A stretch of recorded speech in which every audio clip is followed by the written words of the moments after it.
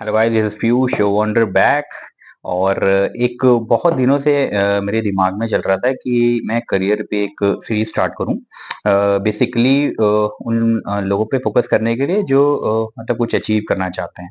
तो मेनली जो आज इस सीरीज में सबसे पहली वीडियो है वो है road map to become data scientist. तो कोई भी जो आईटी में वर्क करते हैं या डेटा साइंटिस्ट बनना चाहते हैं तो क्या क्या रिसोर्सेस वो यूज कर सकते हैं वो मैं लिख भी दूंगा डिस्क्रिप्शन में।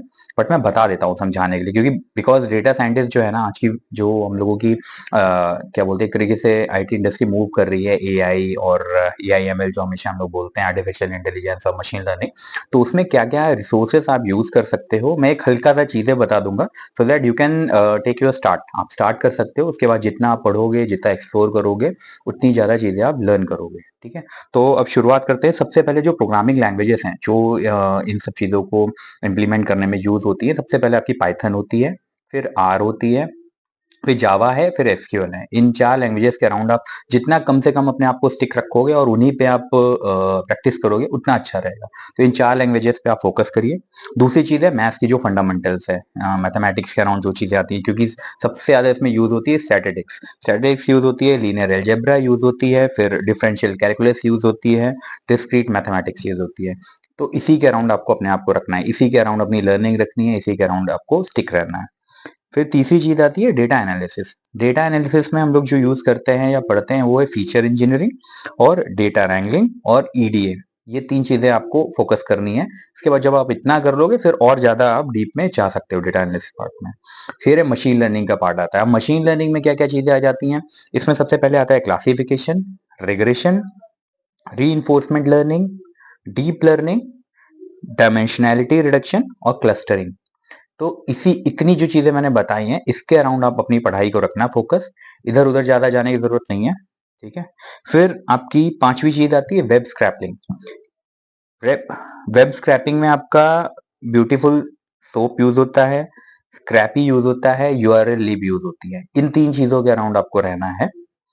फिर छठी चीज आती है विजुअलाइजेशन। विजुअलाइजेशन में आप कैसे क्या क्या क्या टूल्स यूज कर सकते हो, उसमें टेबल्यू है, d3.js है, स्कैटर प्लॉट है, फिर पावर बीआई है, जीजी प्लॉट 2 है। ठीक है, इन टूल्स को ही आपको लर्न करना है, इन्हीं पे स्टिक रहना है।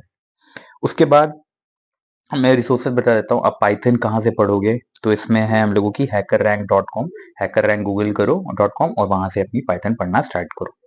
फिर आपका एसक्यूएल के लिए sqlzoo.net है एक वेबसाइट, वहां से आप पढ़ सकते हो। डेटा स्ट्रक्चर और एल्गोरिदम्स कहाँ से करोगे, उसके लिए आपके लिए leetcode.com है, वहां से कर सकते हो, मैंने पहले भी ऐसा बताया है। डेटा विजुअलाइजेशन के लिए क्या है, jovian.ml है, वहां से आप डेटा विजुअलाइजेशन पढ़ सकते हो। मशीन लर्निंग के लिए सबसे आपका मेन रिसोर्स कहते हैं kaggle.com है, वहां पे आप जाओ kaggle से पढ़ो। मैथमेटिक्स के लिए desmos.com है, ठीक है, आप वहां पे जाकर के पढ़ सकते हो। ठीक है, ये एक बहुत ही एक्यूरेट वीडियो मैंने बनाई है जो डेटा साइंटिस्ट बनना चाहते हैं फ्यूचर में। कमेंट सेक्शन में आप बताना कि और किन चीजों के लिए करियर पाथ के बारे में आपको इन्फॉर्मेशन चाहिए।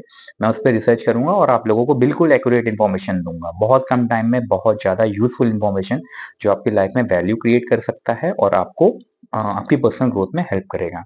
ठीक है, प्लीज चैनल को शेयर करिए, सब्सक्राइब करिए। ठीक है, और अपने दोस्तों के साथ या जो भी लर्न करना चाहता है इन सब चीजों में और थोड़ा इन्फॉर्मेशन ढूंढ रहा है, वैल्यू अपनी लाइफ में क्रिएट करना चाहता है, उनके साथ जरूर शेयर करिए। ठीक है, on this note, love you all, जय हिंद, जय भारत।